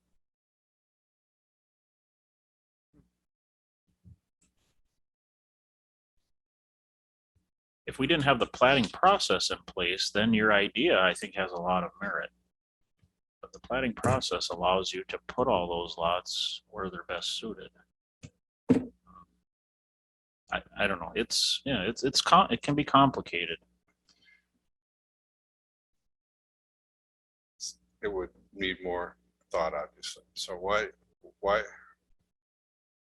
I want to make sure you feel like you have clarity about what you want to do. What I think you do. I think we do. I just want to make, I guess, direction from the committee. Are you expecting this to come back in 2 weeks? No. Because I don't think that's going to be possible. I don't think want we to promise that. expect you to be, knowing the circumstances, to do this as best you feel appropriate. We're going to try to catch a meeting yet this week. Yeah, we want to work on this while it's fresh, but And we can work on it. We don't have to, I mean, we can, like, coming back with this idea and saying to us, look, we tried this, it doesn't work. Here's some thoughts. That's okay, I think. I think the committee appreciates that. And it gives citizens a chance to sort of, engage with us in the discussion. I guess we'll see how much we get done this week, because it is just to keep things in perspective. We meet today, but the next packet is going out a week from today, and so that doesn't leave a lot of turnaround time to get together, put pen to paper, and get it in a form where it can go out in the packet.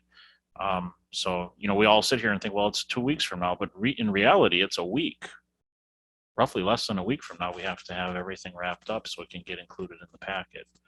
So it is quite a short turnaround. I guess we'll do the best we can. If we feel by the end of a week from now that we have enough substance where we can at least have some discussion, perhaps we'll include it in the packet and put it on the agenda. If not, it won't be at the next meeting. So, and I know August here, I believe we have budgets coming up and some other things on the agenda too, which may take up most of a meeting. So we'll do the best we can, but at least we have some direction here moving forward. Thank you. Mr. Chairman, it seems like putting this, I mean, we've been working on this forever and it is complicated. Putting it back to September doesn't seem unreasonable at all to me. Doesn't give me heartburn. If that- Come up with ideas and then Yeah. Let's get it right. Okay. Thanks again, staff, all staff. And we'll move on. We'll let that be for now and move on to the next agenda item. 8A is 2022 legislative agenda.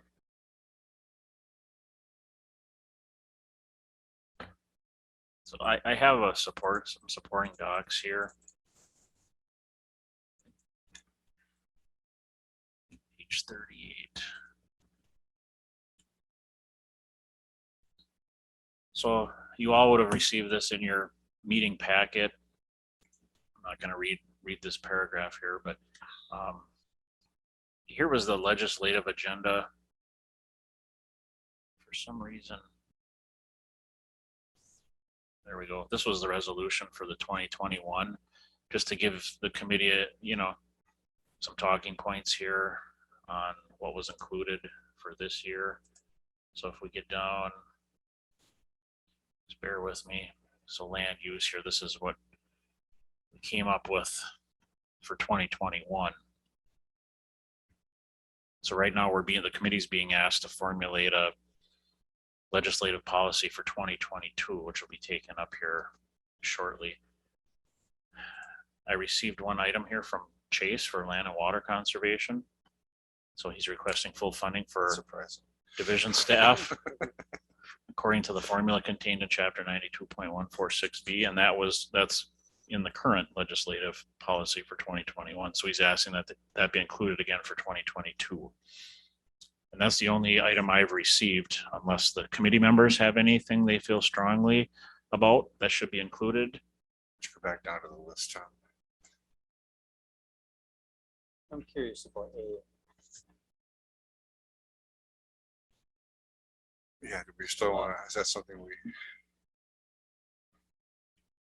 I don't recall that being a strongly felt opinion. Or even able to regulate, even if we could. Just,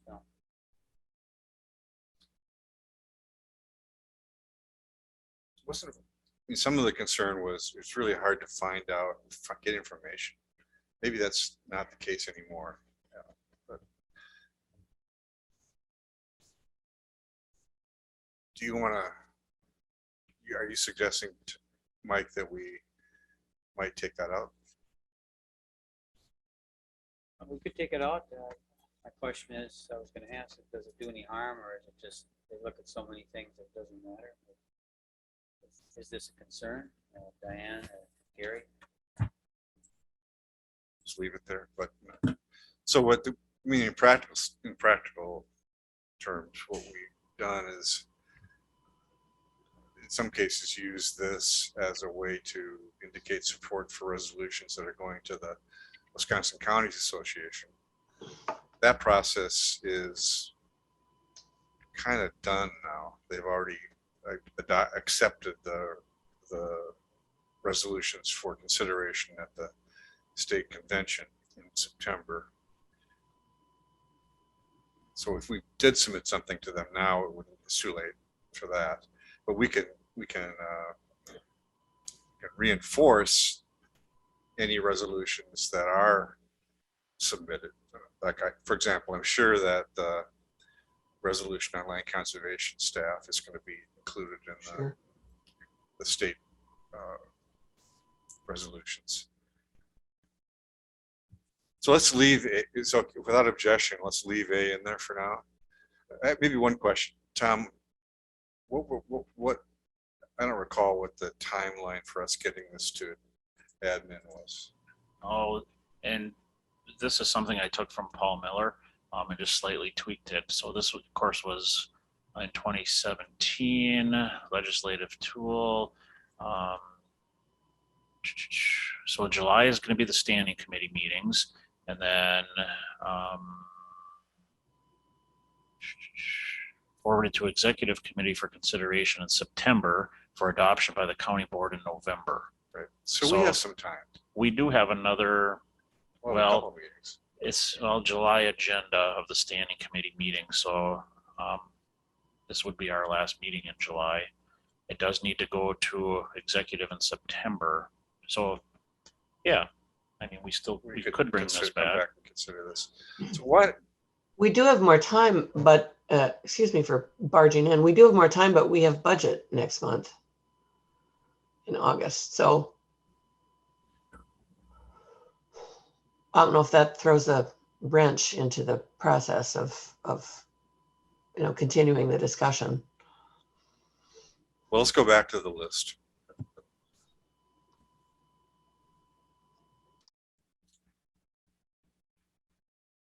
I guess what it does is it gives us a chance to review this again. I don't think it has to be a long discussion, but are there any on this list that we would want to take off going forward? Suggestions? Mr. Chairman, Yes. my question is not necessarily what we would take off. I'm on letter F, the water quality measures. I'm sort of not. I've lost track of what, if anything, of those proposals has been enacted, or if there are other, if there are any that we would like to bring forward specifically. And I just don't have that in front of me. And I was going to look it up this morning, and I didn't have time. Yeah, that's one reason why I think it might be good to give this another kick at the can. Yeah, you're probably right. But let's have a little bit of discussion now. Chase, are you familiar with that? A little bit, yeah. So of those 13 water quality bills that were proposed, they passed the assembly, COVID hit, the Senate didn't take it up, so everything died. The only one of those that made it into the current budget was the staffing Right. allocation increase for county conservation departments. Everything else did not make it into the budget. So it's unfortunate that at this point in time, many of those conversations have died, but I don't think it's unrealistic to keep it at the forefront. So. Right. It should be at the forefront of our agenda, I think, still. And there was a sort of a modest, in those measures, there was a modest proposal to fund limited water quality testing. And I think we may want to take a look at that and perhaps suggest strengthening that, because it feels like we're getting more and more interest from citizens to understand exactly what's happening with our water, so we can better figure out how we want to move forward in the future to deal with it. But that's an example of something we want to keep in there, I think.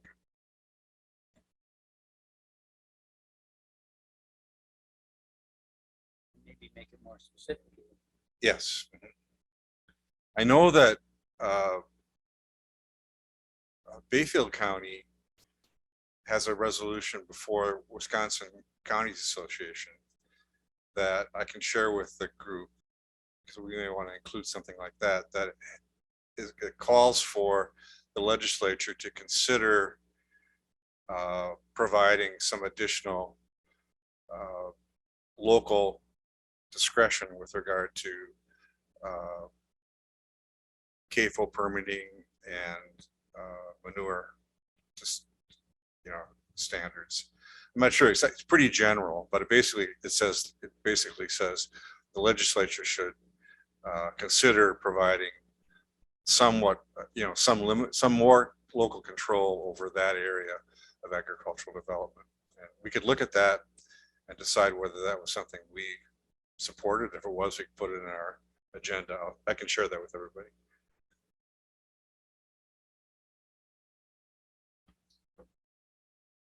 So why don't we sort of defer this for final action and put it on the agenda for next meeting, and try and come back with some more specific language on some of these things. I don't think it's going to take us a long time. Is that okay for everybody? Okay, that's what we'll do then. B, review and take action on the tax foreclosed property sale. Barbara on the line? I am, thank you. There's two issues before the committee today regarding tax foreclosed property sales. One is a request by Josh Nave in the town of Tanner on the Red Cedar. Dunn County took the property. There's 7 parcels. Dunn County took the parcels in 1997. I've been working with Tom Carlson pretty extensively on this issue. When the property was originally taken back in 1997, the GIS mapping was off. So it appeared, and would be why the county didn't pursue selling it. It appeared from the old mapping that the property was substantially underwater. But the contractor that did the GIS mapping misinterpreted the certified survey map, and so instead of they interpreted it as feet, when actually the certified survey map used lengths, and one link is 0.66 feet. So the whole GIS map was off by an index error about 1.5 feet. And so actually these property, these parcels that are adjacent to Mr. Nave's property along the Red Cedar are actually more skewed and are not underwater. Mr. Nave has requested by council to purchase these properties, and as part of the tentative negotiation, obviously with committee approval, Mr. Nave would do a survey map in order to so that we would be able to ensure that our GIS mapping is in line with where the monuments are and the actual property descriptions. So the property, when it was when the taxes were accruing, was accruing at about $3 per year per parcel from 1992 forward. If that same tax sort of idea was put on those parcels now, that would be about that would be about $609 in taxes. We're suggesting $150 or so service fee as well for Mr. Carlson and my office's work on the issue. So that would be a total purchase price of $765 plus they would be responsible for the recording fee and that survey map. It doesn't seem like a significant amount of money for land that potentially could be valuable, but the committee should be aware that so there's some vulnerability on notice requirements back in 1997 because basically the owner of the Nave property would have been potentially an interloper and have potentially adverse possession claims on these parcels. And so there is some exposure for those adverse possession claims. And so although $765 plus the recording fee doesn't seem like a significant amount of money, it does seem fair to rectify the situation and move forward on this with this land and get it back on the tax roll. So that's my recommendation to adopt as it relates to these 7 parcels.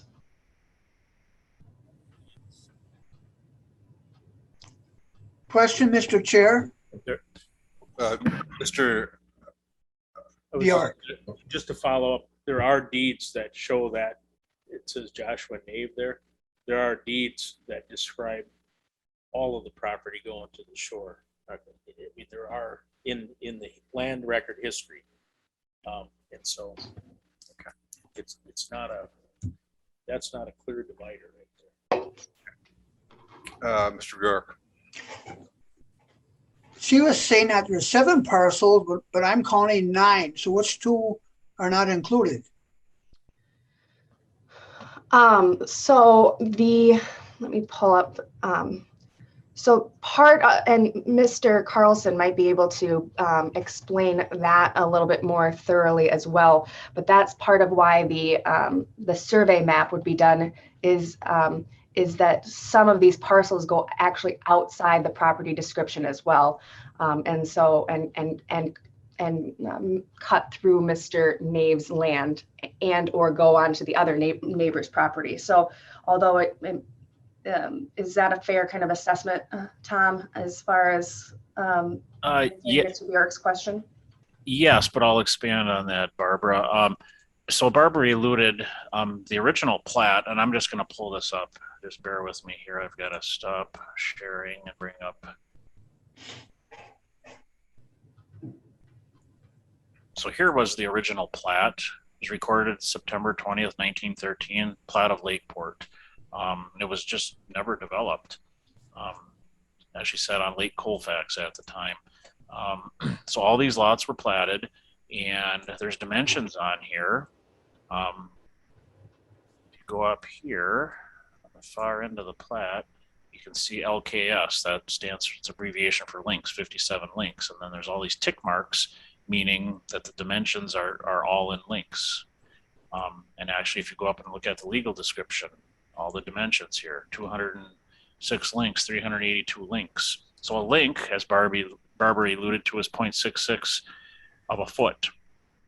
And so when the county parcel mapping was done years ago, there was an index error involved of about 1.5.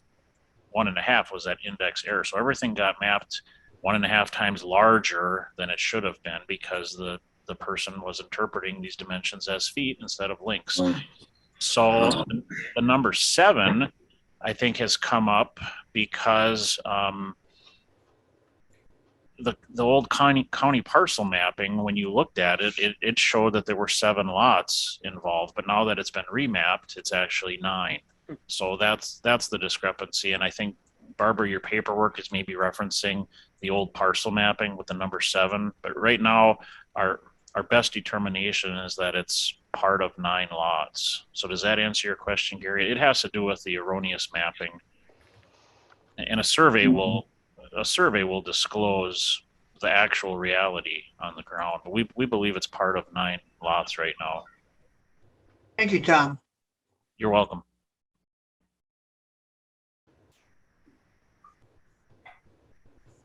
Any other questions from the committee?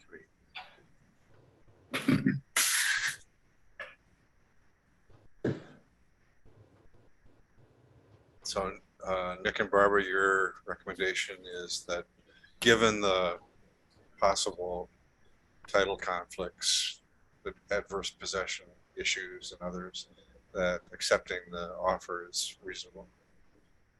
Yes, that's her recommendation, and I agree with it. It's also worth noting there's no access to any of these lots. Assuming they were absolutely free and clear and separated, there's no way to get to them without imposing somebody else's land. I think it's reasonable under the circumstances. So one more question, Mr. Chair. Yep. So how big are those, like 7 lots, like in acres? Or so I would have some idea of how large those 7 lots are. And I'm going to attempt to answer that. Just give me a second here, Supervisor Bjork. So, well, it's lots 1 through 9 roughly. If we take an average of roughly 100 feet by, what are we looking at here? 150 maybe. So let me just do some quick math. And this is just general, but 100 times 150. 15,000. 560. So each one is about 0.34 of an acre. And if we multiply that by, well, it's 8 full lots and then part of, so I'm just going to multiply it by 8. So you're looking at about 2 3/4 acres, just shy of 3 acres maybe. That's an approximation. Yep. Sounds right. Thank you.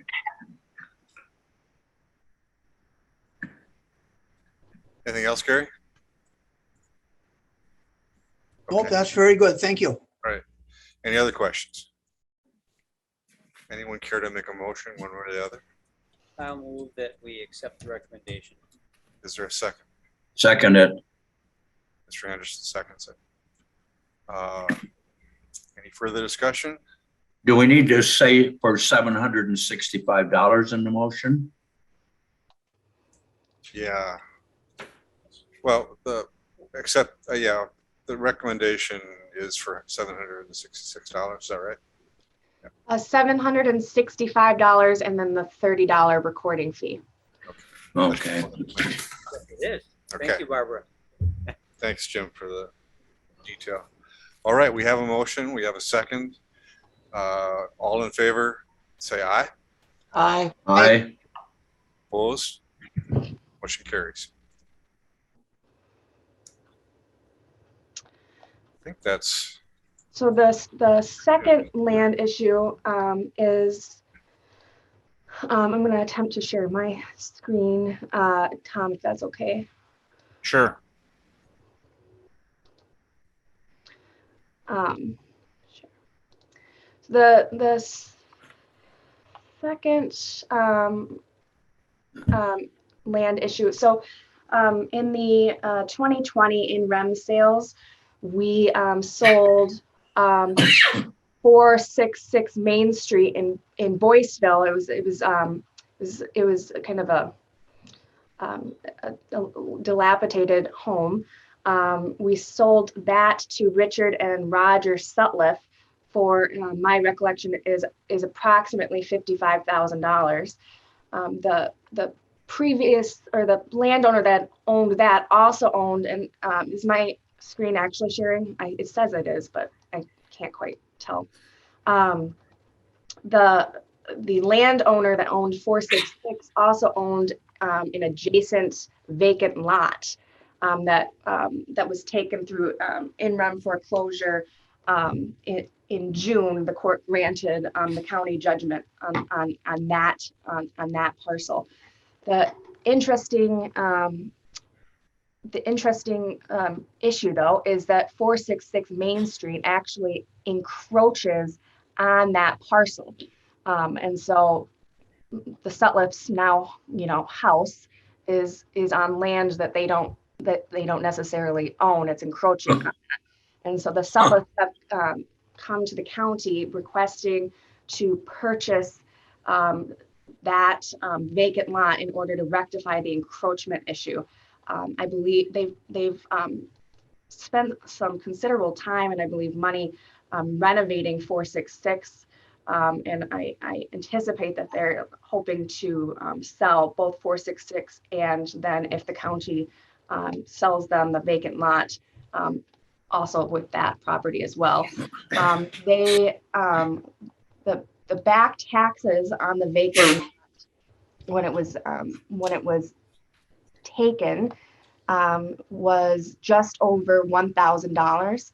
The tax assessed value of the property is $2,800, but that disregards the encroachment issue. So we are recommending selling it to Richard and Roger Sutliff for $2,000 in order to rectify the encroachment issue that was kind of, I don't know if what we realistically could have done about it at the time of foreclosure back in 2020, but this would solve any issue for the Sutliffs going forward.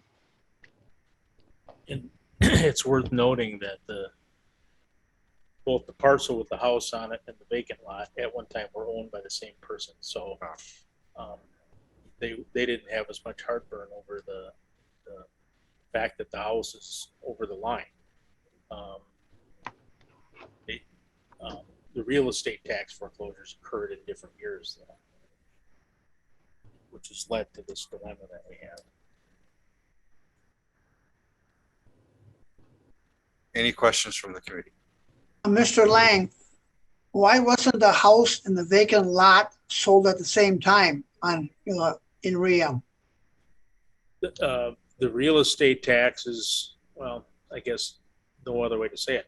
They stopped paying real estate taxes on the house before they stopped paying real estate taxes on the vacant lot. Okay. So the house was taken in foreclosure a couple of years ago, and the vacant lot was only taken just recently, just this year. At one time, both the lot with the house and the vacant lot were owned by the same parties, And they didn't have a problem with their house crossing over the property line. But because the two lots were taken through foreclosure at different times, and we don't have the ability to take the land if the taxes are paid, and they were, so we couldn't take it when the house was taken.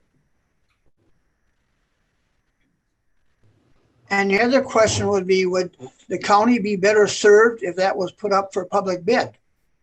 Would the county come out ahead? But I see there'll still be a problem, but just asking.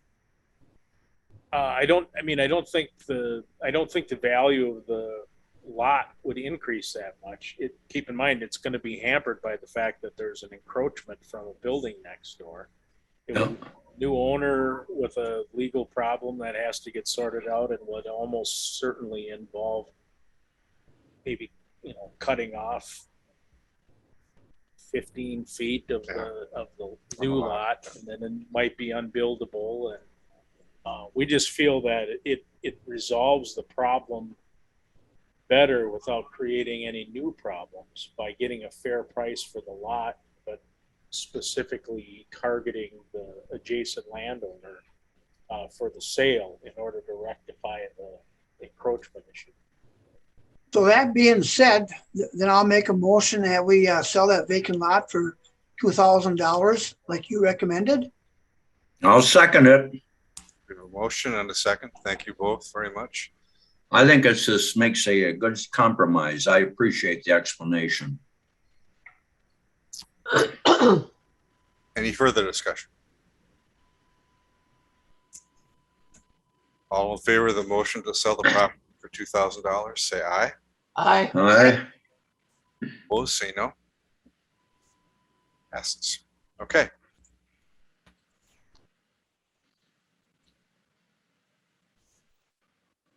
So our future meeting date, next meeting is August 10th. And Tom, I Yeah. do have an announcement if Yep. now is appropriate. Just a couple of things. Morgan's last day will be this Friday. So Okay. if you have a chance to stop by and wish him well, please do that. And then the other announcement I have is the LTE position for planning and zoning. They've extended an offer to someone and their first day is tomorrow. So Oh, her name is Jackie. She'll be reporting to work tomorrow morning at 8 o'clock. So that LTE position that is budgeted through most of the rest of this year will actually be filled tomorrow. Great. So that's good news. Great. Yay. Okay. Any other announcements from anybody? All right, then we're adjourned. Thanks a lot.